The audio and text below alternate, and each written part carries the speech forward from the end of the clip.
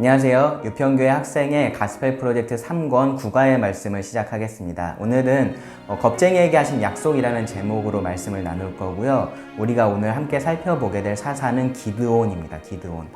기드온은 5번째 등장한 사사이고요. 그리고 가장 길게 그 행적이 기록된 사사이기도 합니다. 좋은 점도 있고 좀 안 좋은 점도 있습니다. 오늘 말씀의 제목이 겁쟁이에게 하신 약속인데요. 이 겁쟁이라고 하면은 좀 선천적으로 겁이 많은 사람을 먼저 떠올릴 수가 있죠.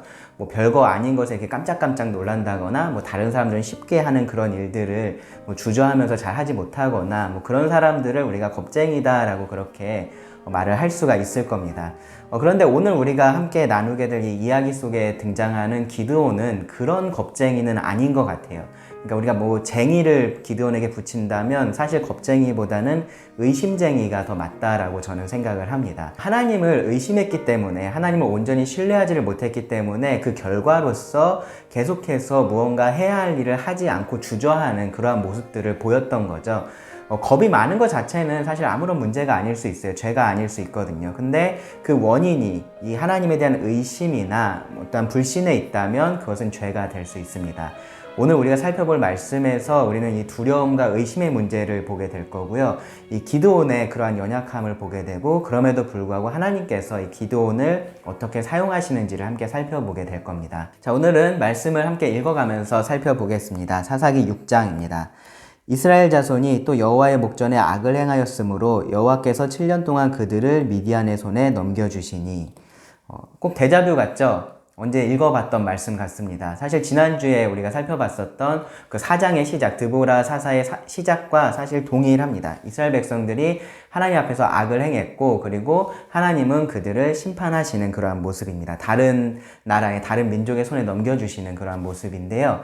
이들은 하나님께서 이들을 구원하셔서 그들이 평안하게 됐을 때에 계속해서 그들이 원하는 것을 더 하고 싶어 했었고요. 하나님은 그러한 것을 마치 하지 못하게만 막는 그러한 존재로서 생각을 하면서 하나님을 계속해서 멀리 떠났습니다. 이러한 모습은 우리가 사사기에서 계속해서 볼 수 있는 죄의 악순환이다 라고 말씀을 드렸었고요. 사실은 사사기에서 뿐만 아니라 우리도 오늘날의 역사 속에서 계속해서 발견할 수 있는, 동일하게 발견할 수 있는 그러한 부분이기도 합니다. 여튼 이번에는 하나님께서 이스라엘 백성들을 이 미디안이라는 사람들의 손에 넘기셨다라고 말씀을 해요. 당시에 미디안 자체가 큰 나라로서 어떠한 세력을 형성하고 있고 그랬던 것은 아니었습니다. 부족들을 중심으로 주로 낙타를 타고 이렇게 다니면서 장사도 하고요. 또 약해 보이는데 가서 약탈도 하고 그렇게 생활을 하고 있었던 그런 사람들이었습니다. 그러니까 이 미디안은 이 이스라엘을 식민지화해서 자기들의 지배 아래 놓고 그런 생각 자체를 안 했을 거예요. 그냥 가서 이들을 착취하는 것이 이들의 목적이었을 겁니다. 그들이 가지고 있는 것을 최대한 빼앗아가는 방식으로 이들을 괴롭혔습니다. 그래서 3절에 보시면 이렇게 말씀을 해요. 이스라엘이 파종한 때면 미디안과 아말렉과 동방 사람들이 치러 올라와서, 그러니까 미디안을 중심으로 한 그 주변의 세력들이 함께 올라온 거죠. 진을 치고 가사에 이르도록 토지 소산을 멸했다 그러죠. 이스라엘 가운데서 먹을 것을 남겨두지 아니하며 양이나 소나 나귀도 남기지 아니하니 이는 그들이 그들의 짐승과 장막을 가지고 올라와 메뚜기 떼 같이 많이 들어오니 그 사람과 낙타가 무수함이라. 그들이 그 땅에 들어와 멸하려 하니. 그러니까 멸하려고 하는 것이, 그러니까 그들이 가진 것을 최대한 약탈해서 가져가는 것이 이들의 목적이었던 겁니다. 그래서 이제 6절에 보시면 이스라엘이 미디안으로 말미암아 궁핍함이 심하다라고 말을 해요. 궁핍함이 심하다. 그러니까 가진 것들을 다 가져가니까 궁핍할 수밖에 없는 거죠. 여기 3절에 보면은 이스라엘이 파종한 때에 이들이 와서 노력을 해갔다라고 말씀을 하는데요. 이때만 그렇게 했었던 것은 아니에요. 뒤에 말씀 11절에 보시면은 추수 때도 마찬가지였던 것을 알 수 있습니다.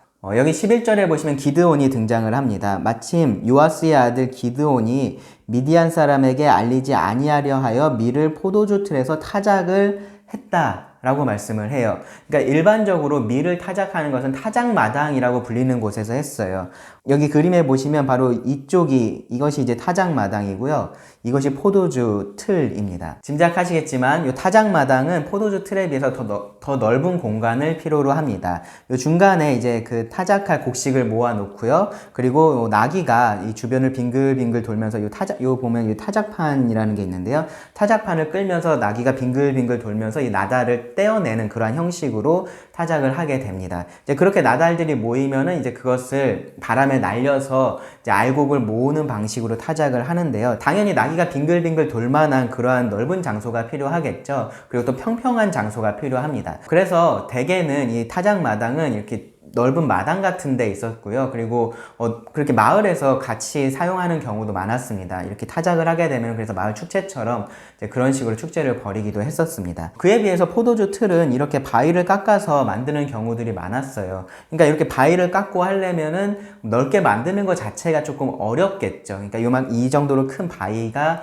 있어야 되는 거고요. 그리고 그런 바위들은 이제 평지보다는 산 같은 데 많았으니까 이 포도주 틀은 산 속에 그렇게 있는 경우들이 많이 있었습니다. 그러니까 기드온이 지금 밀을 포도주 틀에서 타작을 했다라는 말은 그러니까 타작마당에서 밀을 타작할 수가 없는 그런 상황이었다라는 거죠. 그러니까 미디안에게 발각되기 쉬운 그런 장소에서 타작을 할 수 없었던 거고, 이제 그렇기 때문에 이제 그렇지 않은 장소에서 타작을 해야 되는데 이제 적당한 장소로 찾은 것이 이 포도주 틀이었던 겁니다. 이 포도주 틀은 산 속에 있었었고 대신에 이렇게 많은 양을 타작하거나 그렇게 하진 못했었겠죠. 아마 뭐 다음날 먹을 것을 조금 타작하거나 뭐 그런 식으로 했었을 겁니다.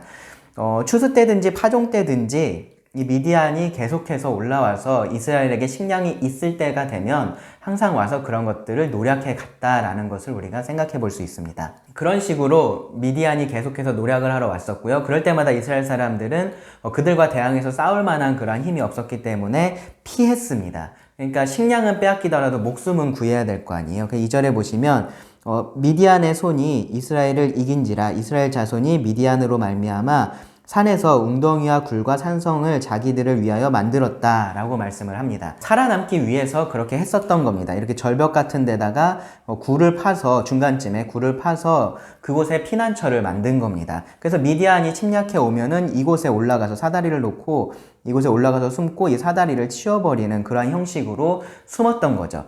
목숨은 그렇게 해서 살릴 수 있었겠지만 이 아래에 남아있는 뭐 낙이랄지 소랄지 그런 가축이나 식량들은 빼앗길 수밖에 없었던 이제 그러한 상황이었습니다. 그러니까 궁핍해질 수밖에 없습니다. 문자적으로는 이 궁핍하다라는 것이 아주 낮아졌다라는 말인데요. 그러니까 우리말식으로 표현을 하면 아주 바닥을 쳤다라는 거죠. 그리고 그제서야 또다시 하나님께 이들이 부르짖었다라고 말씀합니다. 7절에 보시면 이스라엘 자손이 미디안으로 말미암아 여호와께 부르짖었으므로 여호와께서 이스라엘 자손에게 한 선지자를 보내셨다라고 말씀을 해요. 주로 이 시점에서는 선지자가 아니라 사사가 등장을 하죠. 근데 여기서는 하나님께서 사사가 아니라 선지자를 먼저 보내주셨습니다. 그리고 그 선지자를 통해서 하나님은 지금 뭐가 근본적인 문제인지를, 이들이 겪고 있는 이러한 고통의 어려움의 근본적인 문제가 어디에 있는지를 지적을 하십니다. 이어진 말씀을 보시면 그가 그들에게 이르되 여호와께서 이같이 말씀하시기를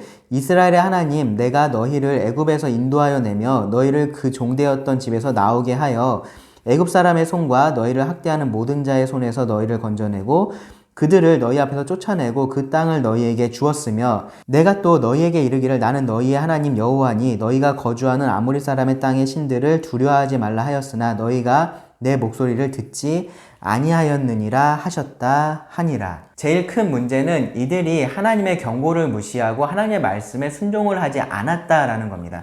하나님보다 그 땅의 신들을 더 두려워했어요. 그 땅의 신들을 두려워하지 말라라고 하나님께서 분명하게 말씀을 하셨는데 이들은 그 땅의 신들을 더 두려워했었던 겁니다. 이스라엘 백성들은 하나님이 아닌 다른 어떤 것도 두려워할 필요가 사실 없었습니다.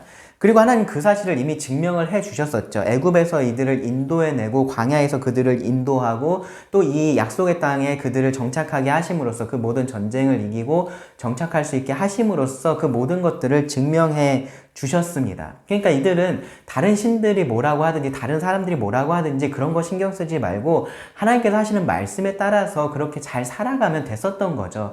근데 그렇게 하지를 못했던 겁니다. 우리가 배웠었던 것처럼 이들이 하나님을 잊어버렸습니다. 이러한 일들을 하신 하나님을 잊어버린 거죠. 그러니까 이 주변의 소리가 들어오고요. 주변의 다른 것들이 두려워지기 시작한 겁니다. 두려워한다라는 것은 막 무섭고 공포스럽고 막 그런 문제가 아니라 그러한 것들의 지배를 받기 시작한다라는 거죠. 막 그렇게 하지 않으면 안 될 것 같은 그런 압박감을 이들이 가지고 살았다라는 겁니다. 하나님을 잊으니까 그 다른 것들을 이들이 두려워하기 시작했습니다. 그러한 것들을 이들이 따르기 시작했습니다.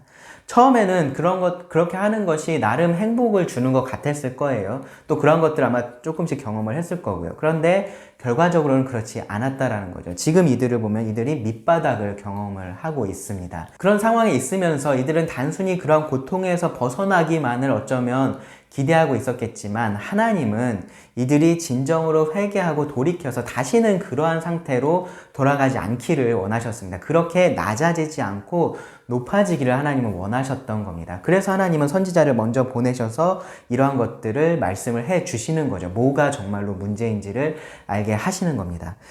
여기 등장한 이 선지자가 누구인지, 뭐 사람들이 이 선지자의 말에 어떻게 반응을 했는지, 뭐 그런 것들은 우리가 알 수는 없습니다. 자, 이제 사사기의 말씀은 사사인 기드온에게 주목을 합니다. 그리고 그 사사 기드온도 이 앞에서 말하는 것처럼 두려워하고 있었고요. 그 원인은 하나님을 그가 의심하고 있었기 때문이었습니다. 여호와의 사자가 기드온에게 나타났습니다.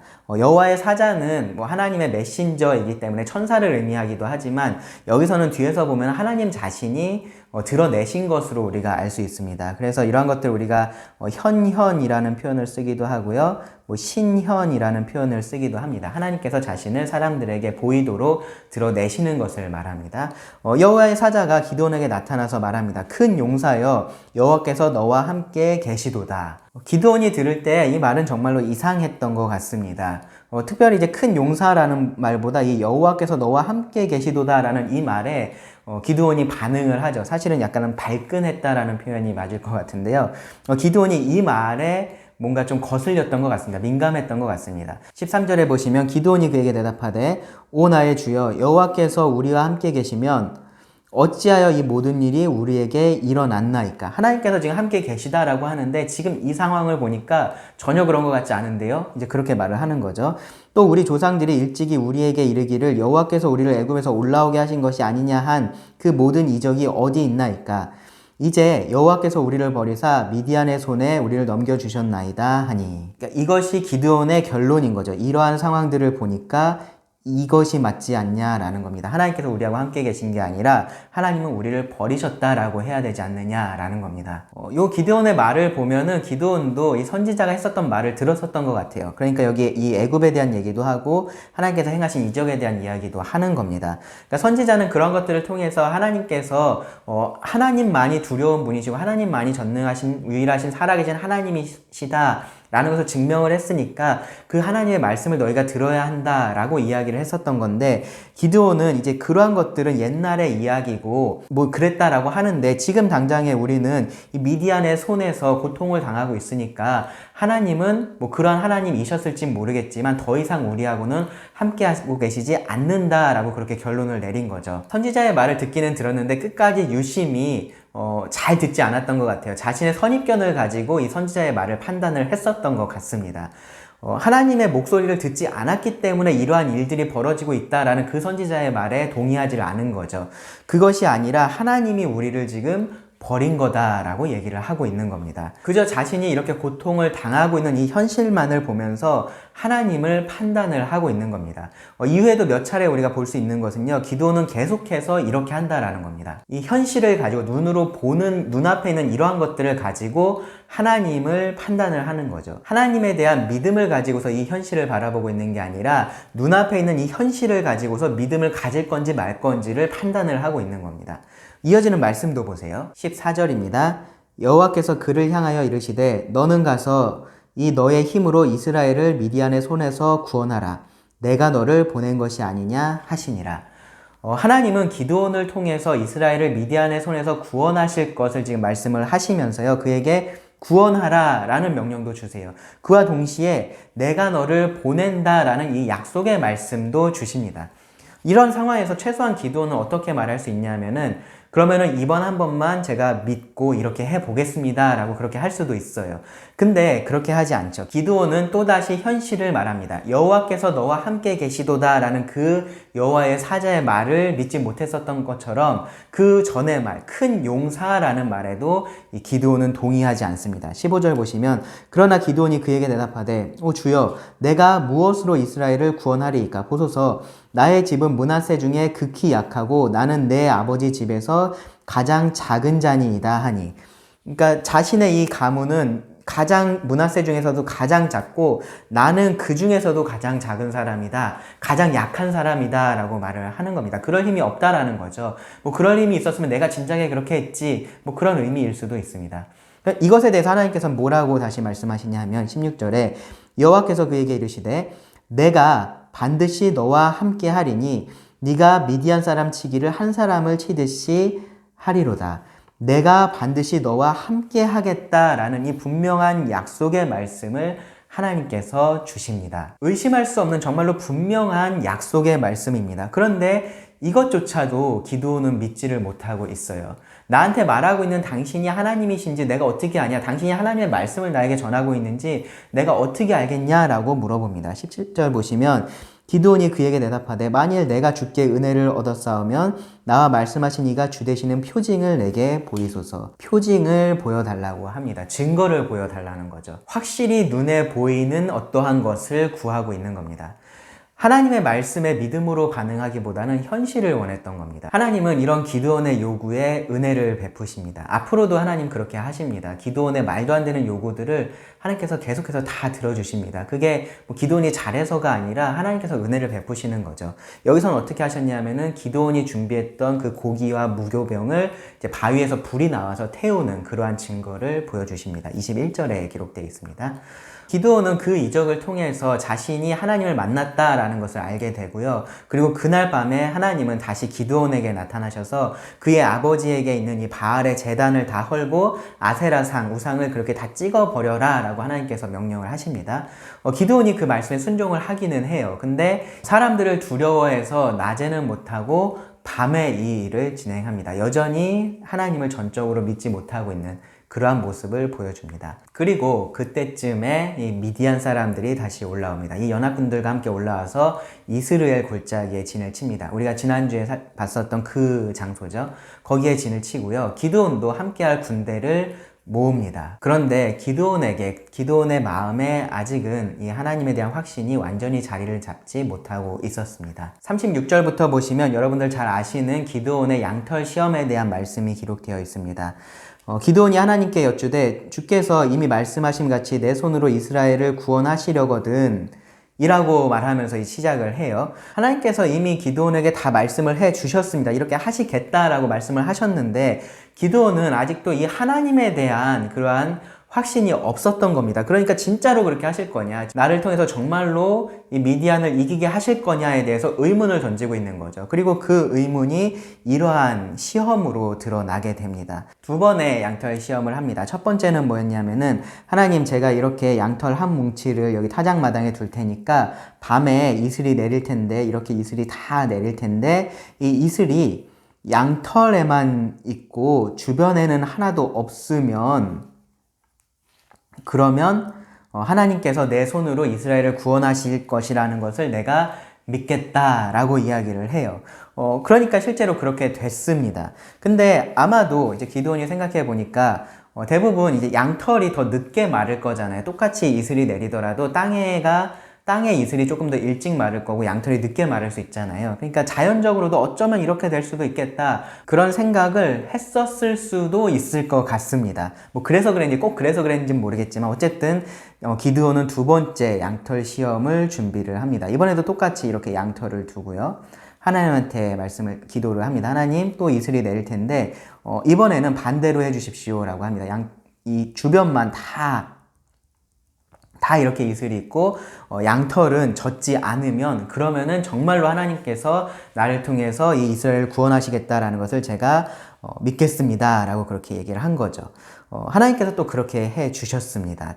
양털만 마르고요. 그리고 그 주변은 다 이슬이 있었습니다.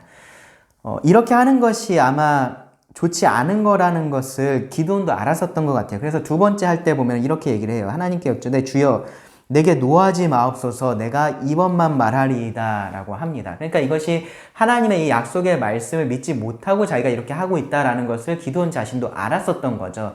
근데 그러면서도 하나님을 정말로 믿지 못하고 있는 겁니다. 뭐 어쩌면 그럼에도 불구하고 믿으려고 하는 그러한 모습일 수도 있긴 하겠지만 분명히 기드온은 여기서 하나님을 시험한 것이고요. 하나님을 의심하고 있었던 겁니다. 하지만 그런 연약한 기드온에게 하나님은 은혜를 다시 한번 베푸셨죠. 그래서 기드온이 원하는 대로 그렇게 보여주셨고요. 그것들을 봤을 때 그제서야 기드온은 이제 하나님께서 이렇게 하시겠구나라고 하면서 이제 군대를 이끌고 전장으로 나가게 되는 겁니다. 그리고 이제 하나님께서 말씀하신 그 구원의 때가 되었습니다. 하나님에 대한 확신이 부족하고 이 눈에 보이는 것을 두려워하고 또 그래서 이 하나님의 약속 자체도 눈으로 확인하기를 원하는 그러한 모습은 사실 기드온뿐만 아니라 온 이스라엘이 아마 다 그랬을 겁니다. 그래서 아마 하나님은 이 하나님께서 하시는 것을 보면은 이번 기회에 제대로 내가 너희들 눈에 보여주겠다라는 마음을 가지고 계셨었던 것 같아요. 그래서 기드온에게도 계속해서 이런 것들을 보여주시고요. 그리고 이 7장에 나오는 이 본격적인 전투에서도 하나님은 그것을 보여주기 위한 일을 하십니다. 일단은 이 전장을 먼저 살펴보시면 우리가 지난주에 살펴봤었던 바로 그 장소입니다. 여기 기억나시죠? 이 이스르엘 골짜기, 이스르엘 평야라고 불리는 바로 이 장소입니다. 이 장소 갈릴리 바다 바로 아래쪽에 있는 넓은 평야 지역, 거기서 또다시 전쟁이 일어난 겁니다. 미디안 연합군은 다볼산 좀 아래에 있는 모레산 요 아래쪽에 진을 쳤고요. 그리고 이스라엘은 이쪽 조금 건너편에 있는 하롯셈이라는 곳에 진을 쳤습니다. 8장 10절 말씀에 보면은 미디안 연합군의 숫자가 13만 5천 명이고요. 그리고 7장 3절 말씀에 따르면 이스라엘은 3만 2천 명 정도가 모였습니다. 그래서 계산을 해보면은 약 1대 4 정도의 이 병력 차가 납니다. 그러니까 미디안 연합군이 4배 정도 더 많은 그러한 상황이었죠. 2절에 보면 하나님께서 이렇게 말씀하십니다. 여호와께서 기드온에게 이르시되 너를 따르는 백성이 너무 많은즉, 너무 많다라고 말씀을 하십니다. 뭐가 많다라는 걸까요?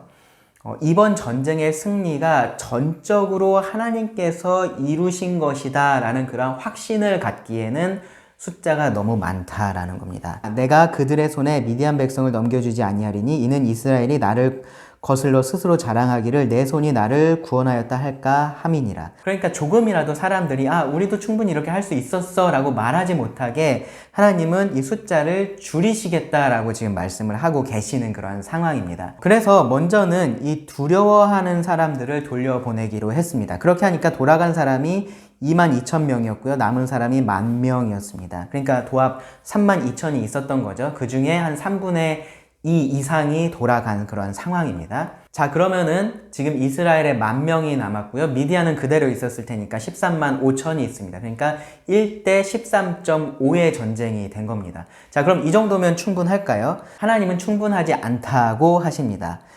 여호와께서 또 기드온에게 이르시되 백성이 아직도 많으니, 아직도 많습니다. 사람들은 1대 13 정도면 그래도 혹시라도 해볼 수 있다라고 생각할 수도 있다라는 거죠. 그래서 하나님께서 다시 사람의 숫자를 줄이십니다. 내려가서 사람들 물 마시게 해라. 그리고 그 모습을 가지고 내가 누가 올라가서 싸울지 누가 돌아갈지를 결정을 하겠다라고 말씀을 하십니다. 가서 물을 마시게 하니까 두 종류의 사람들이 있었어요. 이렇게 무릎을 꿇고 입을 대고 물을 마셨던 사람들이 있었고 그 물을 이렇게 손으로 들어 올려서 이렇게 핥아 마셨던 그런 사람들이 있었습니다. 무릎을 꿇고 마신 자들 하나님께서 돌려보내십니다. 그리고 손으로 이렇게 움켜서 마신 자들을 하나님께서 남게 하시고요. 그 인원은 300명이었습니다. 왜 하나님께서 이 무릎을 꿇고 물을 마신 자들은 돌려보내시고 손으로 움켜서 마신 자들은 남겨두셨느냐에 대해서 여러 가지 설명들이 많이 있는데요. 근데 성경에는 아무런 설명도 있지를 않아요. 그러니까 하나님께서 그냥 돌려보내셨다라는 것만 말씀을 하고 있습니다. 지금 숫자를 줄이는 것이 목적이니까 이 손으로 물을 움켜서 마신 사람의 숫자가 적었기 때문에 그들을 남기셨다라고 우리가 볼 수 있을 것 같습니다. 그러니까 이 사람들은요 그냥 남은 거예요. 우리가 흔히 기드온과 300용사 뭐 그런 식의 표현들을 쓰는데 사실 용사들이 아닙니다. 무슨 최정예 부대 300명을 하나님께서 이렇게 골라내셔서 남긴 게 아니라 그냥 300명이 남은 겁니다. 그러니까 기드온과 300 300명인 거죠. 기드온과 300 군사, 병사 뭐 그 정도가 될 겁니다. 자, 그러면 이제 계산을 해볼까요? 이스라엘은 300명이 남았고요. 미디안은 13만 5천이 그대로 있습니다. 계산을 해보면 이제 이 전쟁은요 1대 450이 됐습니다. 1대 450이 됐습니다. 이 정도가 되면은 골리앗이 300명이 있어도 이기기 힘든 그런 전쟁이겠죠. 그리고 그제서야 하나님께서 이제 싸우게 하십니다. 전운이 감돌고 있었던 그 밤에 하나님은 기드온에게 드디어 출격 명령을 내리십니다. 그 밤에 여호와께서 기드온에게 이르시되 일어나 진영으로 내려가라. 내가 그것을 내 손에 넘겨 주었느니라. 이쯤 되면 기드온도 분명한 확신을 가지고 내려가서 싸울 것 같은데요. 근데 하나님은 아직도 기드온에게 증거를 더 보여주십니다. 10절에 보시면 만일 네가 내려가기를 두려워하거든 너의 부하 부라와 함께 그 진영으로 내려가서 그들이 하는 말을 들으라. 그 후에 내 손이 강하여져서 그 진영으로 내려가리라 하시니. 하나님께서 이렇게 말씀하셔도 기드온이 이제 괜찮습니다. 하나님 저 이제 하나님 믿습니다. 제가 내려가서 싸우겠습니다 라고 할 수도 있는데 11절에 이어지는 말씀 보시면 기드온이 이에 그의 부하 부라와 함께 군대가 있는 진영 근처로 내려갔다라고 말씀을 하죠. 그러니까 네가 두려우면은 그렇게 하라고 하셨는데 기드온이 이렇게 했다라는 것은 여전히 기드온에게 그러한 두려움이 있었다라는 겁니다. 하나님에 대한 그런 온전한 확신이 아직도 없었다라는 것을 우리가 알 수 있습니다. 그것에 내려가니까 이제 거기서 이 미디안 그 병사들이 서로 하는 말을 듣게 됩니다. 한 사람이 자신이 꾼 꿈 얘기를 하고요. 근데 그것에 대해서 그 친구가 이렇게 해몽을 해주죠. 여기 14절 보시면 이는 다른 것이 아니라 이스라엘 사람 요아스의 아들 기드온의 칼이라. 하나님이 미디안과 그 모든 진영을 그의 손에 넘겨주셨느니라 하더라. 이제 이 말을 기드온이 듣게 되고요. 그리고 나서 기드온은 정말로 확신에 차서 진영으로 돌아오게 됩니다. 15절에 기드온이 그 꿈과 해몽하는 말을 듣고 경배하며 이스라엘 진영으로 돌아와 이르되 일어나라 여호와께서 미디안과 그 모든 진영을 너희 손에 넘겨주셨느니라 하고. 그러니까 지금 수차례에 걸쳐서 하나님께서 기드온에게 보여주셨을 때 그제서야 기드온은 확신을 가지고 하나님에 대한 믿음을 가지고 이제 이 싸움을 하려고 합니다. 이제 전략을 짜고요. 미디안 진영으로 향합니다. 근데 사실 뭐 여기 16절 보시면 뭐 300명을 세 대로 나누고 각 손에 나팔과 뭐 항아리를 들고 항아리 안에 횃불을 감추게 하고 뭐 이런 식으로 여러 가지 전략을 짜긴 하는데 사실 이런 전략이라는 것이 이미 의미가 없어요. 하나님께서는 정말로 말도 안 되는 승리를 약속을 해 주신 그러한 상황이었기 때문에 그렇습니다. 기드온은 정말로 믿고 그냥 하나님께서 하라는 대로 하기만 하면 되는 상황이었습니다. 뭐 어쨌든 이 기드온의 전략에 따라서 이들이 움직입니다. 기드온과 그에 함께한 100명이 이경초에 진영 근처에 이른즉 바로 파수꾼들을 교대한 때라. 그들이 나팔을 불며 손에 가졌던 항아리를 부수니라. 세대가 나팔을 불며 항아리를 부수고 왼손에 횃불을 들고 오른손에 나팔을 들어 불며 외쳐 이르되 여호와와 기드온의 칼이다 하고. 정말로 생각해보면은 좀 우스운 상황이에요. 그렇죠? 13만 5천이나 되는 수많은 그런 적군을 겨우 300명이 그렇게 둘러싸고 있고요. 이들은 지금 손에 칼도 들고 있지 않아요. 손에는 항아리하고 횃불을 들고 있습니다. 그러면서 이제 말을 하기로는 여호와 기드온의 칼이다 라고 하죠. 손에 칼도 없으면서 지금 이렇게 소리를 치고 있는 겁니다. 그런데 이제 어떠한 일이 일어났냐 하면은 22절에 보시면 300명이 나팔을 불 때 여호와께서 그 온 진영에서 친구끼리 칼로 치게 하심으로 적군이 도망하여. 하나님께서 이러한 일을 이루신 겁니다. 처음 기드온에게 약속하셨던 일을 이렇게 이루셨습니다. 이스라엘 백성들은 칼을 들고 미디안과 싸우지 않았습니다. 오히려 미디안이 스스로 자기들 칼을 들고 서로 싸우게 만들었습니다. 그러한 혼란을 하나님께서 만드셨고요. 그리고 이 적군을 도망하게 하셨습니다. 이제 이 이스라엘 백성들이 했었던 일은 그 도망하는 적군을 찾아가면서 그들을 물리치는 일만 하면 됐었습니다. 그리고 이 기드온을 통해서 이스라엘은 한 40년간의 평화의 시대를 맞이하게 됩니다. 자, 여기까지가 하나님께서 기드온을 통해서 이스라엘 백성들을 구원해내신, 이 미디안의 손에서 구원해내신 그러한 이야기입니다. 이 과의 제목이 이제 기드온에 대해서 겁쟁이라고 표현을 했지만 기드온은 선천적인 겁쟁이는 아니었습니다. 오히려 이어지는 스토리를 보면은 기드온은 겁쟁이보다는 영악한 야심가에 더 가깝습니다. 그가 하나님에게 순종하는 데 있어서 그런데 겁쟁이처럼 그렇게 보였었던 것은요, 기드온이 현실만을 바라보고 있었기 때문인 거죠. 그러면서 이 하나님에 대한 확실한 믿음이 그에게 없었기 때문입니다. 하나님께서 그동안에 보여주셨던 것들, 하나님의 약속의 말씀들, 그런 것들을 기드온이 믿지 못하고 있었기 때문입니다. 하나님께서 그 약속을 이루실 것이다 라는 것에 대한 증거들을 자신의 눈으로 여러 차례 확인을 하고 나서야 이 하나님의 약속이 현실화될 것이다 라는 것에 대한 믿음을 그가 가질 수 있었습니다. 기드온이 두려워했던 것은 하나님이 어떠한 분이신지 그가 정말로 알지 못했기 때문이고요.